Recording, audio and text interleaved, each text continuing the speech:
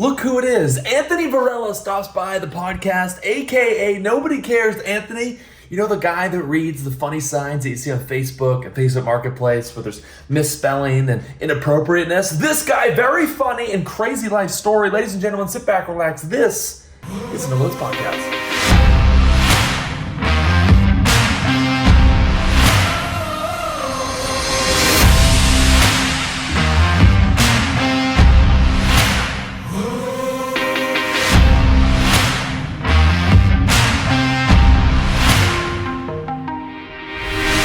I'm always fascinated when people get started in social. Like, walk me through. So you went to college briefly, dropped out, and then what was like me? I've told 1,000 times, but the quick stories like college, first job, got fired, right? Second job, got fired, yeah. You know, and I was like, all right, so I'm a huge piece of shit, you know? Right. And then slowly started making content on the internet, and then it was year one was 10 videos a day, every day for a year. Right. Nothing of substance. Right. Just me being an idiot, an absolute bozo, you know, online, posting it. And then slowly it grew. When you dropped out, what was were you in a spot where you were just maybe hanging around the wrong friends and you were going down the wrong path? Or was it more school's a joke, I know I'm going to do content, you know, or something in between? So I mean, as far as content's concerned, I graduated high school 2008. Okay. So there wasn't really, you know what I mean? People weren't really doing stuff like that. That wasn't all over the place as it is now. It didn't look like a viable option. I was class clown all through middle school and high school, unanimous class clown. And then, but I was a troublemaker early on, 15, 16 years old, already experimenting with the hard drugs. Oh shit. Sophomore year of high school, my father was prescribed Klonopin for anxiety. Okay, yeah. And I started taking those because I hung out with older kids. I was a sophomore hanging out with juniors and seniors, and people were getting, fucked up off that at parties and stuff like that. So I was like, it's so right here in the medicine cabinet. Yeah, okay. And I didn't know how pills worked. And I was big into basketball. I played high school basketball. And I remember sophomore year, I was on JV. And I had 5 of them in my pocket. And I didn't know how pills worked. So you know how you travel with the varsity team on an away game. So you play first, and then you sit in the bleachers and you watch the varsity play. Right. So during the varsity game, I'm like, all right, let me try out these pills, right? So I take one of them. It's a 1 milligram Klonopin. They're not going to put me into that. Which is if you've never taken Klonopin, it's enough to knock out a horse. You know what I mean? They're strong. Is Klonopin is that like a painkiller? It's a benzo, so it's the same as Xanax. Okay. So it's you forget the whole day before, you blacked out essentially. Right. And so I took one, and I didn't know how pills work as far as it takes a minute to feel the effects of the pill. You know what I mean? It's not like you take a Motrin and your headache goes away immediately. It takes a little bit. So I took one, and 5 minutes went by, and I was like, oh, these suck. I don't feel anything. Took 2 more. By halftime, I had taken all 5 Klonopins. Holy hell. And then during halftime, the JV gets up to shoot around, and I go to get up, and I couldn't get out of my seat. It was a struggle to get to stand. So I kind of chuckled to myself. I was like, oh, here we go, And so I walk out onto the court to shoot around. My buddy gives me a chest pass. It goes right through my hands and hits me directly in the chest. And then I pick up the ball and I go to shoot it. And it's perfect arc, I'm shooting a 3-pointer, but it goes 7 feet directly up in the air and then straight down in front of me. Oh my God. And I go, I should probably take a seat. And then I can remember getting on the bus and my coach kind of looking at me. And then that's it. That's all I remember. And then the next day in school, I did it again. No shit. Yeah, in school. So that's, I knew. So that first time didn't freak you out enough to be well, I'm never doing that again. No, I was wild. You know what I mean? And I don't know if, psychologically where it came from, but I struggled with ADHD undiagnosed for a long time. That probably had a lot to do with it. But I just loved as soon as I wanted, and then I wanted to try everything. Let me see what this drug does. Wow. Let me see what that drug does. Right. And my parents did not know what to do because I come from a good family. Right. Beautiful home, all the summer camps, extracurricular activities, sports. Right. I had a nice upbringing. Yeah. And so they were just like, we don't know what to do. I'm the firstborn. Jesus. So they sent me to one of those wilderness programs where I lived in the woods for like 45 days, outward bound in the Adirondacks. I've heard like different stories about kids going away to those camps. I've heard like some brutal stories of like like they treat the kids like shit, right? And like you're kind of out there, kind of by yourself. Is that true? Yeah, so I mean, Paris Hilton talked about it a lot, and then there was that documentary on Netflix called Hell Camp. Where they highlighted it. That one seemed to be, there was a lot of abuse going on. The one I got sent to was called Adirondack Leadership Expeditions, and it was in the Adirondacks in upstate New York. Okay, yep. It wasn't, they didn't abuse us or anything like that, but it was very physically demanding. Right. And I was tricked into going. My father told me I was going to anger management camp for 3 days, and he bribed me with $300 to go. And then all of a sudden it's like, no, you're here I was there for 45 days. And it was like, holy shit. Yeah, they pulled the rug right when from under me. you arrived to that camp, your dad's like, here's the 300, pick you up. No, so I was like, I want the 300 before I get in the car. I got in the car. Me and my father weren't on like speaking terms. Right, it was a silent ride to Lake Placid, which is like a 7-hour drive. I don't know, 6-hour drive. And he dropped me off at this little cottage. And when he left, these two like dudes came into the house, like jacked, huge, like Navy SEAL looking guys. And they were like, "Are you Anthony? You're coming with us." And I just sort of was like, okay. There was like one lady sitting at a desk, and she was like, "Yeah, they're going to take you to camp to meet the other kids." And then they brought me into the program. And the other option was, if my parents couldn't trick me into going, those two Navy SEAL looking dudes would come into my room at 3 a.m. and physically restrain me, put me in the back of the car, and drive me all the way to Lake Placid from there. My parents wanted to avoid like the trauma. Of like getting woken up in the middle of the night, like what's happening here, And I was still had that sort of what's happening here, until the guy, I told him, I was like, my father said I was only going to be here for 3 days, and he was like, "Well, your father lied to you in order to get you."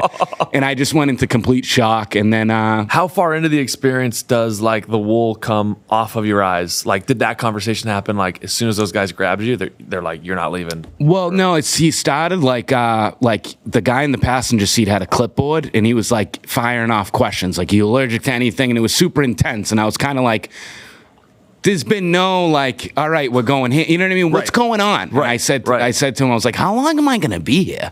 And he was like, oh, it's an average of 6 to 8 weeks, but it could be longer depending on your attitude.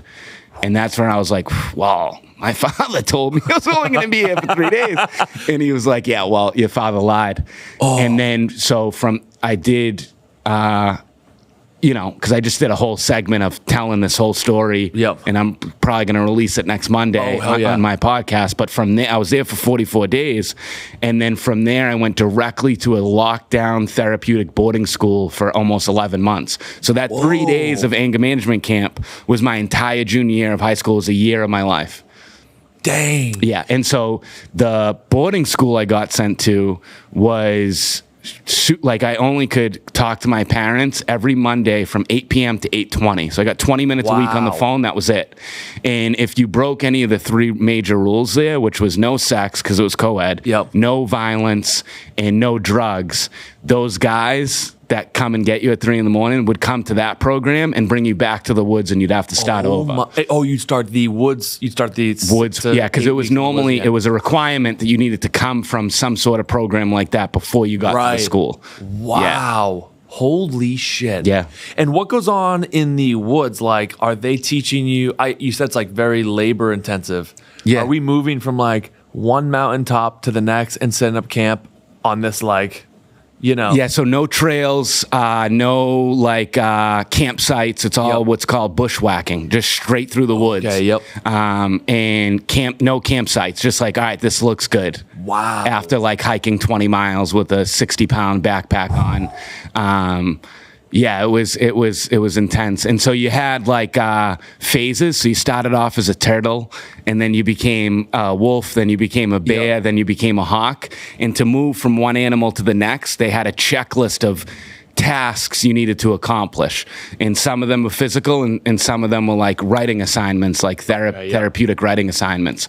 And they were difficult. Like some of them, like to get from, I think, wolf to bear, I needed to like bow drill a certain amount of fires, making my own materials. Oh, wow. Which was like, I didn't grow up in the woods. Do you know what I mean?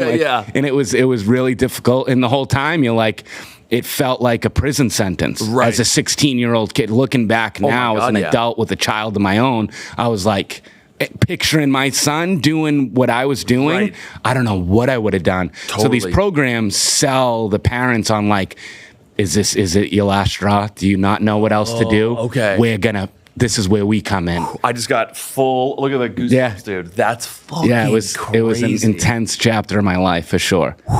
So you survive through the woods. Yep. You now go into 11 months in this therapeutic boarding school, they call it. Yep. And then were you, like, in my brain, and maybe this is the wrong way to think about it, I'm getting like more pissed the longer I'm here.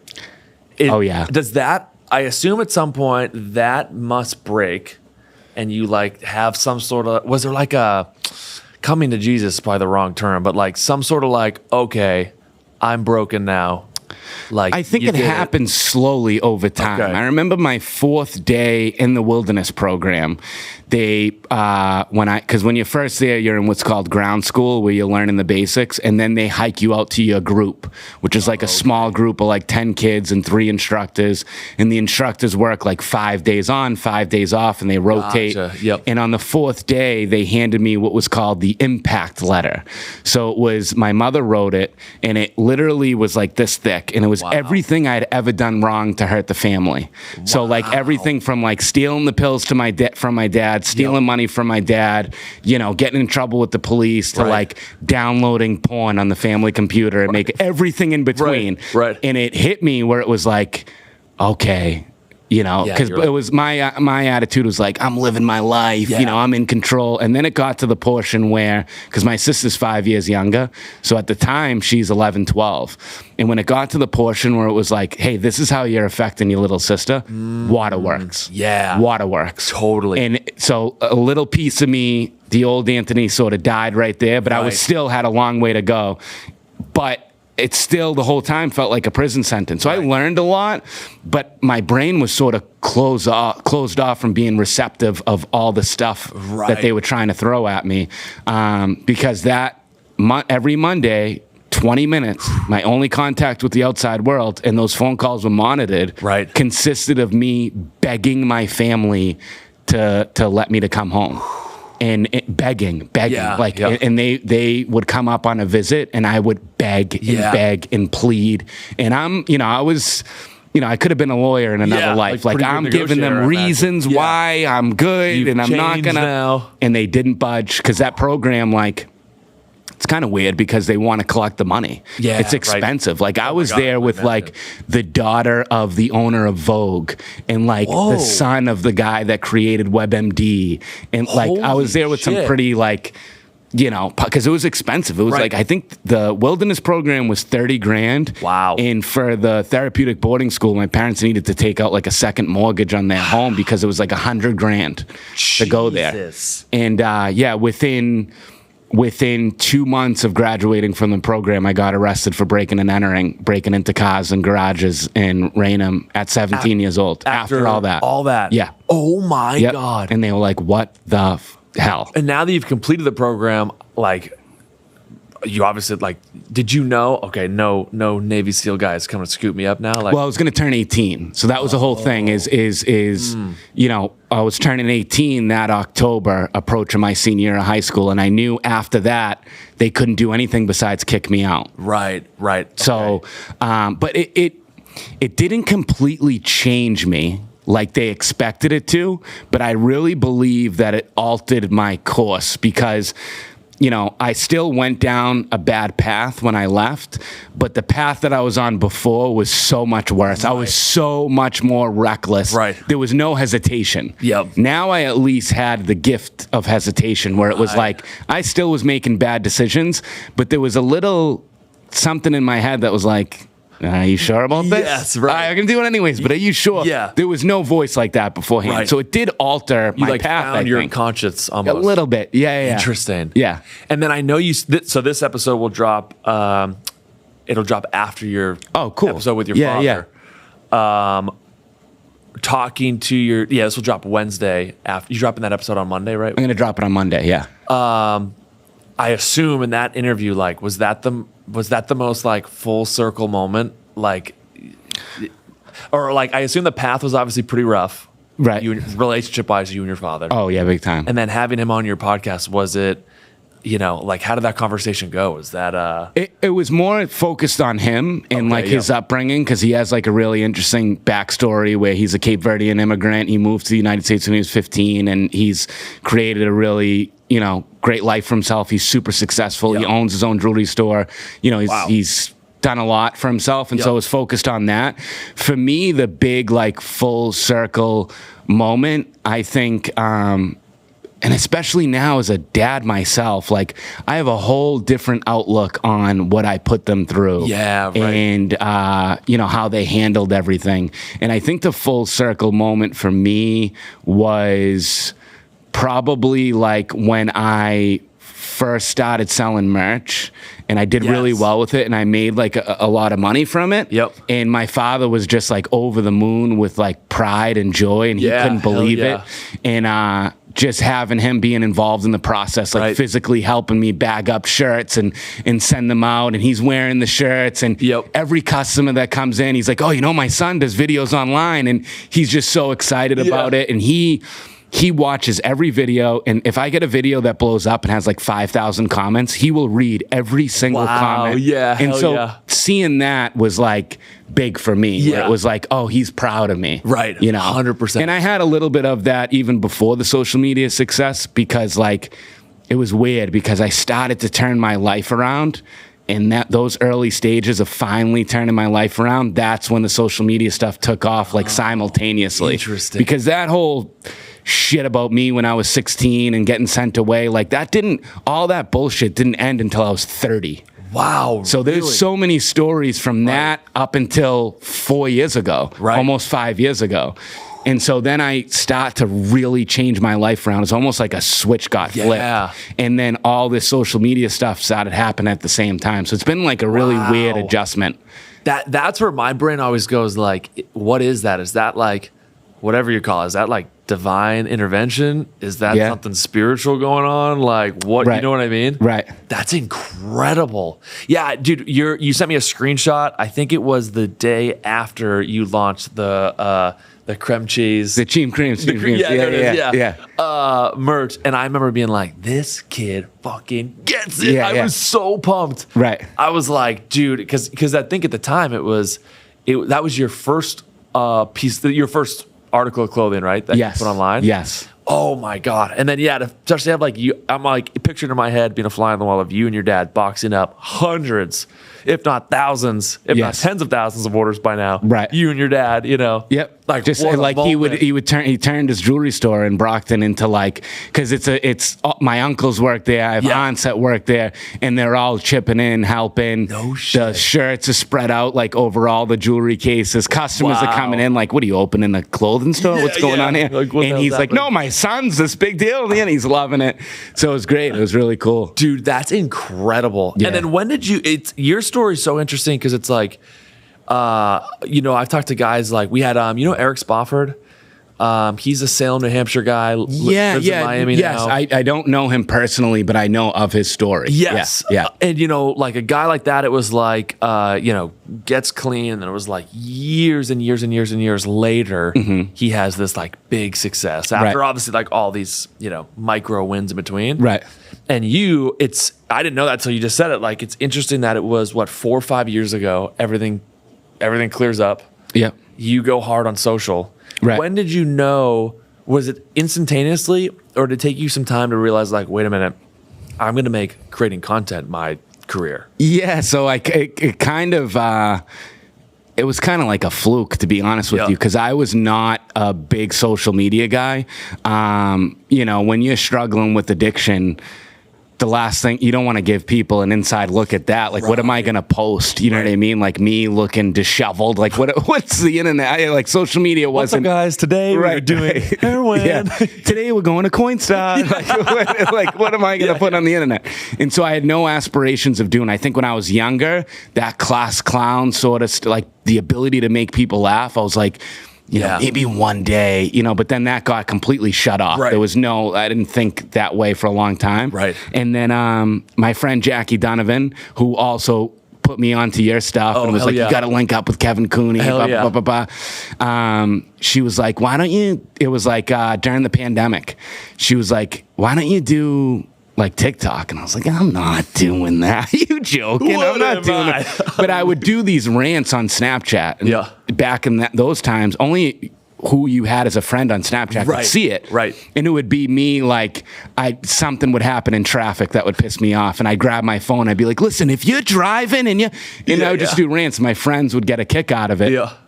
And then amongst my friends, I'd tell these stories, and they'd be like, dude, you're a great storyteller. You should do something with this. And it was like, let me, work on, like, getting an apartment first, or maybe a debit card, and then I'll think about doing that stuff, And so she was like, just put up the videos you've already done and see what happens. And I was like, okay. And I think it was like my 4th or 5th video I put up on TikTok where I was leaving a Planet Fitness, and I had a super awkward interaction at the gym with the girl that worked there, and I got in my car and I just explained what happened, and it was a post I had done months before, and I just reposted it on TikTok, and it got a couple milli. Let's go. And that's when I was like, that was your first video on TikTok? No, so it was like my 4th or 5th. Okay. My first 4 or 5, it was like 140 views, 1,600 views, 300 views. And then that video, I remember being at work. I was working in the addiction treatment field. I maybe had like just about a year clean under my belt. And I remember sitting with the receptionist, and I looked down at my phone, and it said like 130,000. And I looked at it, I said, 130,000. And I think in that moment, I remember I went and I ran a group with all the patients that were in the facility at the time. And I was like, listen, guys, I'm just letting you know, I don't know if you're aware, but I got a video that's taking off right now. I'm going to be a big deal on this app. I'm telling you guys right now, sort of as like a joke. And they're laughing at me, rolling their eyes. But I developed an interest. Then I was interested in it. Then I started to approach it with like a strategic mindset of how can I be different? What's going to be my niche? How can I set myself aside and sort of consuming content with the eye of a creator, saying like, okay, who can I emulate? Like, I see what this guy's doing. They're adding music, they're hashtags. What are we doing here? I don't know what I'm doing. Let me figure this out. And slowly over time, it just sort of developed into where I'm at now. Dude, that's insane. You're similar with me in that I was constantly like looking at other creators. Not knowing what the fuck I'm doing. It's cool once like I say figure it out, but figure it out, it's like I'm still like for the most part flying by the seat of my pants. But it's so cool to see a guy like you with your story to do a complete 180. I think of my buddy Colin, who you remind me a lot of. Like, he is union guy, hardworking dude. And I'm always trying to push him to get on social. Very funny. He does the same thing, dude. Like, you're a really good storyteller. He's the same way. And I'm like, bro, like but for whatever reason, can't get over like whatever that mental hurdle is of like the judgment of putting myself out there. Or like, what are the kids we went to high school gonna say? You know what I mean? And to see a guy like you, like, have that history that you did and then overcome all that. And now be fucking, it's honestly been a weird adjustment. It's been sort of strange because it's like, I'm still trying to figure a lot of stuff out. And then I just added this unexpected portion into my life. So it's been a strange transition so far. Hell yeah. God, I love that. When you talk to people, like, Ashley, my wife, is born and raised in East Boston. Her house is like on the tarmac, basically at Logan. It's like triple decker, like 3-family home. And we'll go out, and people, once she starts talking, people are like, I thought it was you, and then you started talking. You get that at all? I get that. I get recognized and stuff like that. And the funniest story about that happening is I recently took my son to Disney, and you know how when you ride the buses back to the resort, and so we were riding it back at night, and inside the bus is pitch black, and I'm talking to I'm like a big like talk to strangers type of person, so I'm talking to this random lady, and then when the lights turn on, this guy was like, I knew it was you, dude. I was like, I hear this voice. I was like, it's got to be him. So it was pretty cool, dude. I've been making a running tab of things that you've said in what I think is the greatest accent of all time. So I think it'd be inappropriate if we didn't do a little rapid fire. I'll say a word, and then you just repeat it right after me, in your native tongue, right. You know, Coinstar, Varsity, Park Hopper, Father, Beard, Troublemaker. Yeah, those are great. Dude, it's those are so classics. good. Yeah. It's like you get our comments are like, "Ooh, have her say car." Right. But like you were saying, like Varsity, Troublemaker, like Coinstar. I was like, oh, these are like, your wife's is definitely more like prominent than mine. And what's funny about mine too is like, I notice sometimes that like when I get serious, like if I'm having like a really serious conversation, it kind of dies down a little bit. Really? Sort of goes away. When I get excited or I'm like kind of fired up, or if I get angry, it's very prominent. Right. But like if I'm having conversations with certain people, I can kind of like tone it down a little bit. Yeah. Yep. Yeah. Oh, see with her, I almost wish she could do that. Like there's times where I'm like, okay, tighten it up. Right, like if I have a job interview, you know what I mean? I'm like, hey, hello, how are you? Yeah, I can. She'll be like, how are we? You know, I'm like, you can't speak in here. Like, you can't do that. Yeah, there's no hiding hers. Yeah, no, God, no. Congratulations, by the way, you guys are having a kid. Dude, I was going to say, I'm going to be hitting you up for some parenting advice for sure. It's, baby number one, you know. Yeah. We're, again, flying by the seat of our pants, you know. So she's due in February. Right. So I got exciting. A couple nights ago, I was joking with her. I was like, how crazy, 9 months, huh? And she's like, it's 6 months. Isn't it wild how much more they need to do versus us in this stage? It's like we don't have to do anything. And I think for me at least, I felt like my son's mom when she was pregnant, like she's getting into that mom mindset like a lot quicker than I was getting into that father mindset, because they're going through so many changes. Right. For me, it really didn't start happening until I saw him, because he's not growing inside of me. You know what I mean? She's got the belly going. But like once he was born, I think that's when it really hit me. Right. It's like, okay, this is real. This is happening. Where for them, their belly's growing. They're feeling it. Right. They're going through so many changes. It's happening for them now. Right. For us, it's like nothing. Everything's the same here. But once you see him come out, what's that moment like? Like, so we've done 4 or 5 ultrasounds maybe right now. Yeah. By the way, you go in those rooms, no respect for the guys in those ultrasound rooms. Yeah. Like they're not even looking at me, you know, whatsoever. It's all her. She's the star. They're checking her out. I'm sitting there. I'm like, how is it? I don't know how to talk to health professionals. Yeah. Has it been busy today? Right. I don't know what to say to people, you know? Yeah. When you're in that room and you're seeing your child born, right? What's that moment like? I think, I mean, it was a beautiful moment for me, and I remember it vividly. But I think like, you know, our stories are a lot different. Like you did it the way it should be done, where it's like you meet someone, you fall in love, you move in together, you get married. Then you have child. For me, I was like 22 years old, working at a rent-a-center on Oak Street in Brockton, you know, struggle bus with drugs and stuff like that. Like I was at during that time was a really tough time in my life. Right. So I had a lot of other stuff going on at the time. Yeah, it was I was at the height of like my, you know, troublesome years and stuff like that. And I think, you know, when I had, you know, told my family like, all right, me and Kirsty having a kid, they were hoping like, oh, maybe this will be it. And when he was born, it wasn't like I changed everything immediately overnight. Right. But he planted a seed in my head where every step I made moving forward, every mistake that I would make, there would be this extra sting to it, where it's like, dude, you suck. You're going to be a dad, bro. But I'd still make these horrible decisions, very irresponsible.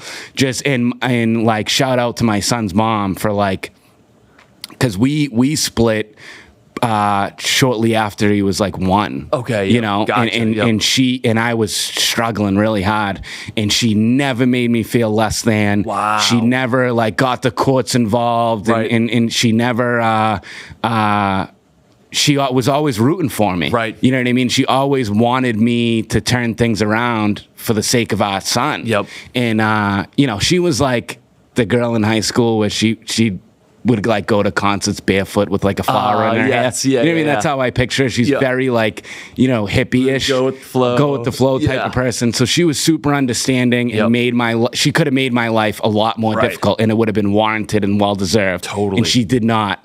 And she was very patient with me and just very hopeful that I was going to turn things around. Right. And so I give her a lot of credit, because there were times where like I couldn't be there. Right. Because I was in rehab or something, or like living at a sober house, going to meetings, trying to get clean. And she was holding down the fort and like raising our son when I was like lost in the sauce. So she gets a lot of credit. So it's definitely different. But I can remember, you know, being at the hospital and seeing him come into this world, and it was intense. It was intense. Did you do the, I have an older sister, she's had her second child. And my brother-in-law was saying, I guess you can use a mirror to peek down there, or you can get on the other side of the stirrups and just like be kind of quarterbacking the situation. So from what I remember, 'cause my son was born July 2013. Okay, From what I remember is her mom had one leg, and I had the other leg. Wow. So her mom was like kind of face to face with her while holding her leg up. Oh, so her mother was like this, kind of, okay, breathe, face to face. And I have the other leg, and I'm just right down there. Yeah, and then so you were direct eye contact. Or direct eye contact. So you don't get heart racing. Okay, yeah. I didn't get queasy. No, her sister needed to leave the room because she like almost fainted, had to sit down. But I was one leg looking down, and you start to see the head come out, and then you forget about the shoulders. Because the head looks intense, but then you're like, the shoulder's so much wider. It's so much more intense. But he was a suction cup baby. Oh, what? Okay, I'm about to tell you. So the doctor puts a suction cup on his head when his head is just protruding out. Whoa. And pumps the suction cup and pulls. And so at one point, she's pulling, suction cup pops off, and she backpedals. She goes through the wall. Not through the wall, but backpedals, dives right back in, puts the suction cup back on, pumps, and pulls them out with the suction cup. Oh my God. Super intense. That's insane. Yeah. Are you making small talk with the lady? Like you have a leg up and you're like... Well, I joke around. I joke around a lot, you know what I mean? But I think like, because we were there for hours before it was like go time, and I'm... you know, trying to make people outro, but I'm nervous because you're like, how many fingers, how many toes, you know what I mean? All these things, you know, is he going to be blind? You know what I mean? And also, is this going to go well? What's going to happen? Are we going to start? Oh, we need, you know, we're hitting the emergency alarm. So you're kind of nervous.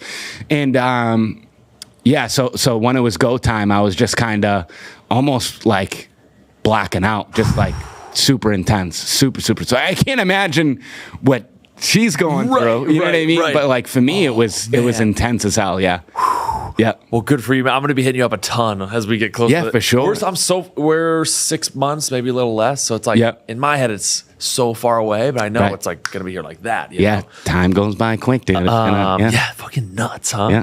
What's next on the horizon for you? You have your podcast. What's the name of your podcast? Nobody Cares Anthony podcast. Dude, your style, like, just to give you some flowers, like your style, I fucking love it. It's so Boston. It's so blue collar. It's so like, I don't give a shit. And I'm like, but in a good way, not like your shit doesn't stink. It's like, I don't give a shit. Like anything goes, you know. Yeah, I try to go for like, because that was like my attitude. Like we talked about how I was like, I'm not doing that. And so I try to keep it like, to try to be as authentic in myself as possible, which can be difficult sometimes because you want to turn on the different sides of things to be more attractive to brands and stuff like that. And Yeah, but I just have I call it like the guy on the couch approach. Yes. You know what I mean? I love that. But I want to give you your flowers as well, because one of the reasons why I first reached out to you is, well, Jackie put me on to you. Yep. And so I'm looking at your stuff and I'm like, You're like, this kid sucks. no, I'm looking at it and I'm like, I'm looking at like the follow account. So Yep. if you take all of our social medias combined, we're like around the same follow account. Yep. And I'm like, what? This guy's courtside. He's got fucking Al Horford delivering him groceries or whatever. He's kicking the penalty kicks when Messi comes to town. I'm like, what is this guy doing that I'm not doing? And one thing that I really appreciate about you, and I don't know if it's like my ego or like the New England kind of like, oh, fuck that guy. You know what I mean? Totally. I'm not doing collabs with people from Boston. They all suck. Screw all those guys. You know what I mean? But I was like, I reached out to you and you were super receptive, and like I wasn't offering you anything. You weren't offering me anything. And you took a phone call with me for like 45 minutes and then another phone call for like a half hour where you just allowed me to pick your brain, ask you a bunch of questions, and you were super enthusiastic and super helpful, and like didn't ask anything of me after the fact. And that sticks with me, and I really appreciate you doing that for me, because I know what it's like. You get approached by people all the time. You get a ton of DMs, and it can be overwhelming, and you sort of want to, I don't know, I don't want to speak for you, but sometimes you want to turn that shit off and just kind of live life. Totally. You know what I mean? And you were super receptive and friendly and gave me a lot of like good advice, where I think what I struggle with, and I don't know if you struggle with it, but you fucking kill it, where your work ethic and your motivation and your kind of like go-getter attitude, when you have this following, that's why you're crushing it. I do not have a go-getter attitude, dude. I don't have a go-getter attitude. The kind of like buzz you get from having all these followers and all this attention is completely worn off for me. I don't give a shit anymore. Right. But I'm like lazy as hell. Yeah. And I don't have a work ethic. And I need to change that in order to really maximize my potential and kind of take off and see where I can go with it. And that's one thing I really admire about you, is I can see you, like I told you earlier, it's like I'm sitting on the couch this morning. I got glazed donut in my bed, belly's out. You know what I mean? Like my pant size growing by the month, you know what I mean? And I'm clicking through Instagram, and you're fucking boxing on your balcony with Boston in the backdrop, and I'm like, I gotta figure this out. Fuck this kid. I need to figure this out. I need to get more motivated and more enthusiastic about this sort of stuff. Dude, you could do well. Like the one thing I was saying this to Ramiro from Hot 96.9. Yeah. A couple days ago, I was like, the one thing I love, you like. Off camera, I'm sure we could be like, there's a list of guys and girls in the Boston area who, for whatever reason, will get off. Like, here's the big mistake I think people make. Yeah. And I think you've done a great job avoiding the trap, and same here. Right. You get a little bit of a following, and then the ego goes crazy. Yeah. Especially if you already got one to begin with. Exactly. Yeah. And that's tough. Like I have an ego too that I'm constantly like putting in check, you know? Right. But like, there's nothing more I love than talking to creators like yourself, and who are just like, and I'm the same way, like somewhat vulnerable. They're like, hey, I'm putting my cards on the table. Like my ego has left the building. Like, what are you doing? What should I not be doing? Right. Like I'm constantly doing checks and balances on myself. Right. Right. In the same manner. And I think a lot of creators don't have that. Like they're not, the horse blinders are on. They're just posting. Yeah. No real plan. And then they're looking at guys like you that are like, shit, why is he blowing up? And maybe they're not popping off. Right. But they would never reach out. I think you're right, dude. It's something about New England that's like... I think it's a New England thing, because you see it with like rappers too, and anything that has to do with like into the entertainment world. Totally. You know what I mean? Like, and I think from like consuming a lot of podcasts where they talk about stand-up comedy, that's what like the stand-up comedy scene was like out here. It was like every man for himself, screw everybody else. Yeah. This person sucks. I'm not working. I hate this guy. Right. And it's like, for what? Literally. For what? Like, what do you, and I need to kind of drop that attitude about things. And You could go the other way and lean wholeheartedly into it and do like a Portnoy where you got like champagne with people's names on it. Yeah, I thought about starting like rap beefs with other creators and like just make a video. One thing that I've been struggling with lately, as far as the content's concerned, is that as I've grown, I get a lot of eyes on me. So I've been very hesitant to share personal stories about my life and say certain things because I'm a dad and my son's middle school age where kids have phones, access to social media. That's the side of things that I've been struggling with is how is my popularity in the area and my social media success gonna affect my son? Right. Even if I'm doing everything right, you know what I mean? Totally. It's giving me like hesitation. Yeah, dude. So it scares the crap out of me. I've heard, correct me if I'm wrong, so middle school for me, I remember like there was a fair amount of like bullying. Yeah, that was kind of like the world we were in. Like you didn't think much of it. Right. Like, you know, like sixth grade, I was the first time I ever got like pushed pretty hard into a locker. Yeah. That was my first like, so this is not like some varsity movie. This is real. Like this is gonna happen. I was like, all right. It wasn't, I didn't get like insane hazing or anything. Right. Like, and you build your friend group and now, you know. But from what I've heard now from like Ash and her friends and like her friends that babysit kids that are from what I've heard, it's like fucking the most toxic, brutal space because of the internet. Is that what it is? That's a big difference. I mean, look at you know, when I was in middle school, like MySpace was the thing. Right. You know what I mean? I don't think there was like maybe like YouTube was like in its infancy or something like that. I'm not even sure if it was around yet. So there was a lot less like social pressure and stuff like that. And you, if you wanted to be a jerk to somebody, you either had to do it to their face or you talk shit amongst your friends. You couldn't do it online. Right. You know what I mean? Right. So it's like there's levels to bullying now, I feel like, and it scares the shit out of me, dude. You know what I mean? It never ends. Like for us, if you had beef with a kid at school, 2:30 or whatever, the bell rings. Yeah, you're not seeing. You got no problems until the next day. Right. But now it's unless you sign on to AIM. Right. Exactly. You know what I mean? Yeah. Tony V 6923. That was my. Hello Bruce 22. There you go. Over here. Yeah. That's when Finding Nemo was hot. You know. Yeah. The shark comes out. It says the whole Hello Bruce thing. Yeah. Like, I'm stealing that. That's me forever. Yeah. You know? Can't change it for some reason. You know. Away messages. All that. Yeah. Would you ever do stand up? You have like.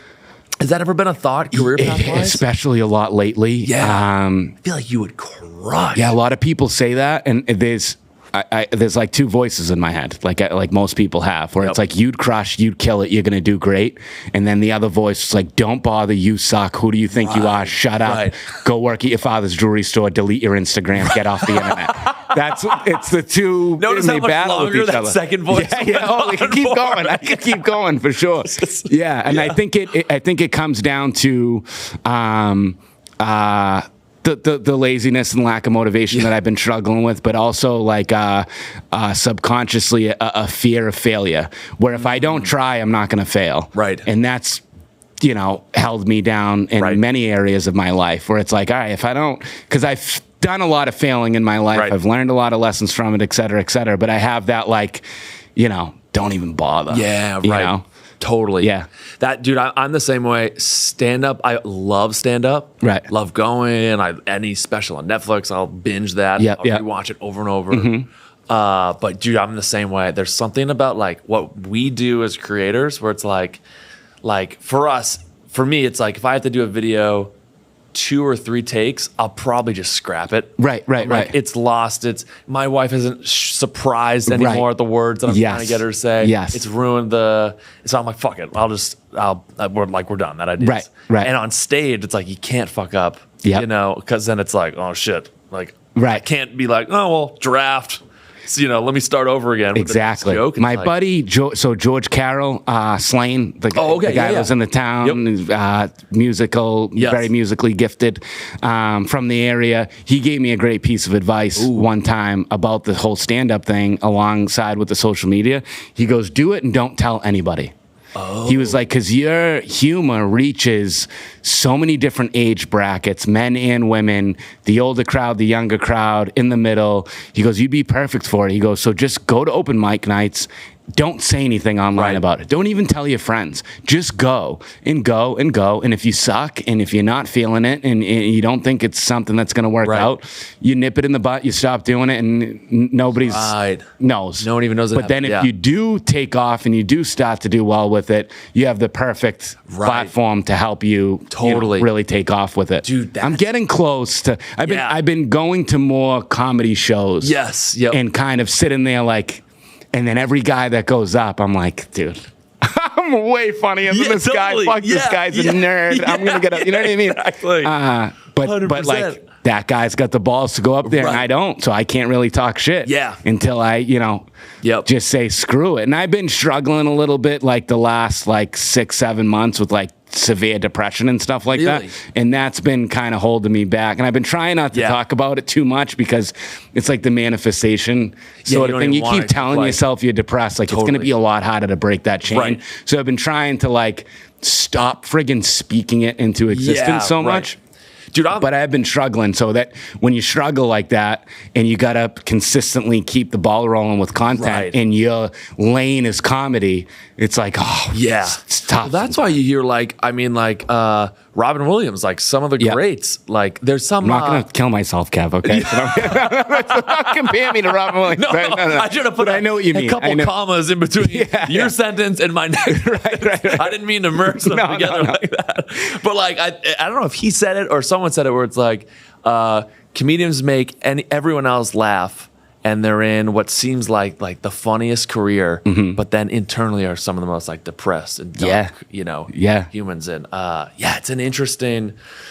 It's interesting, dude. I'll have spouts of that, like seasons. Yeah. Like, oh, I'm feeling great, and then I'm like, no, I'm a loser. Right. Great, loser. Right. I've gotten some like pretty nasty DMs for saying this publicly. Yeah. But for me, it works. Like I'll always go, all right, if I'm feeling down and depressed and I'm like, oh, like what's the point? Right. I'll always be like, okay, but I'm saying that like here and not like just that we're in like a studio, like in the United States. Right. I'll immediately go like, I could be 29 years old and be in Gaza right now, you know? Right. Or like, God, if I lived in Russia, they'd be recruiting you and I right now to go fight Ukraine. And that would be probably way more depressing. Yeah, I could have died in childbirth. There's so many of course. I'll get a ton of DMs like, that's so insensitive to say. But I'm like, bro, I had a buddy who was really battling depression out in LA. Yeah. And I told him that same thing. And I was like, bro, I was like, you and I, if this was if we were just a generation ahead, 2 generations born earlier, you and I would have met, instead of meeting on Instagram DMs, we would have met in a foxhole, on D-Day. And that would have probably sucked, compared to whatever he was like really down on like behind on rent, multiple months, like things are really, and I was like, I get it. That really sucks, obviously. Foxhole going against Germany. Yeah. Really sucks, Yeah, it's for me that I totally agree, and it's hard to like always kind of keep that mindset. I can reel it in and have that gratitude, and then it escapes me, and then I got to reel it in again. And one thing that I have been able to do is, because of all the bullshit I put myself through in my life, struggling with addiction, losing loved ones to overdoses or gun violence, or I have a lot of stuff that's happened to me. I'm able to draw strength from those experiences. And I had this thing happen to me one time when I was in rehab. So I'd lost my girlfriend to an overdose in November 2017, and like the circumstances around, like, we got into a big argument the week before. It was like ugly, and I was in rehab like 2 years later, and I was still really struggling with the loss and the guilt in everything that comes with losing somebody like that. Right. And I had this counselor sit with me, and he was like, name a miracle that's happened to you in your life. And I was like, what do you mean? And he was like, well, a miracle is something that can't be explained. Has anything ever happened to you that you can't explain? And I really was taking him seriously, so I couldn't think of anything. Yep. You know what I mean? And I was like, all right, how about being born? And he was like, I'm glad you said that. That's a really good point. And he was like basing it off this TED Talk that he saw, where it was like, the chances of you being born is 1 in 400 trillion, right? So if you wrap your head around 400 trillion, it's a crazy number. Right. So they're talking your great-great-great-great-great-great-great-grandparents. Like if your great-great-grandfather like coughed before he was about to have sex with your great-great-great-great-grandmother, it wouldn't have been your next relative line. It would have been a completely different person. So 1 in 400 trillion that it's going to be you. Not that your parents are going to have a kid, that it's going to be your exact DNA, who you are as a person. So those odds are astronomical to think about. So he goes... So I started to think about like my family tree a little bit. Like my father needed to move from the Cape Verde Islands at 15, work at this jewelry store he was working at. My mother needed to go in, buy a chain for her boyfriend. They needed to break up. She goes back 2 weeks later, returns the chain. My father asks her out on a date. Fast forward, then they need to have sex at the exact moment in time that they have it for me to be born. And then, so I was able to take that 1 in 400 trillion, right? And then I was able to take my girlfriend that passed away and realize she had her own set of 1 in 400 trillion to be born. And not only did that happen for me, but then we got to cross paths. And we didn't just walk by each other at Stop and Shop. Like we got to know each other on a deep level. We fell in love. Like when I first moved to the Cape to get clean, I had been using drugs since I was 16 years old. She was the first like real connection I made as an adult at 24 years old. And so she was like my best friend. And I was able to take that, 1 in 400 trillion and that lesson that I learned and kind of really thinking about it and focus on the beauty of life and how much of like a miracle it was that I even got to meet this person and spend any time with them at all and stop focusing on the tragedy of the loss. And I think that goes hand in hand with anything that you struggle with in life, where it's like, stop focusing on the shit that you don't have, the stuff that's not going right, that negative self-talk that you have, and focus on the beauty of life. As simple as a sunset and as complicated as like, relationships that you have in your life, everything in between. And if you can focus on that stuff and not focus on the other stuff, you're golden. And so I'm able to draw strength from those situations in my life. So at the end of the day, the reason why I feel like my depression hasn't got to like, this maximum overload, all right, we need to like check ourselves in somewhere, where I'm able to kind of keep it arrested to a certain point where I know deep down I'm going to get through this. I've been through worse. Everything's going to be fine. It's not so much this like deep dark depression. This is a turning point in my life, and it's an opportunity for growth. And I'm going to come out the other side the man I should be. And 100%. I can't do that unless I go through this. So I have like a good mindset about it because of how shit my life was for so long and all the negative stuff that happened. Great perspective.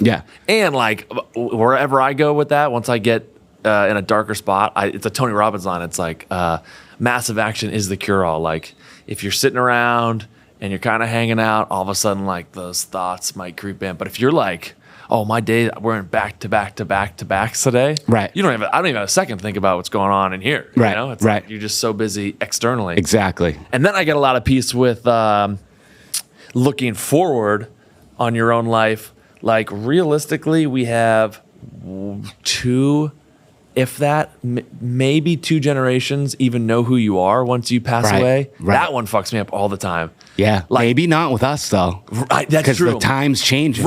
Because all the videos you've done, yourself, all the videos you've done with your wife, all the videos that you're gonna do. Think about the content you're gonna do with your kid when you know what I mean.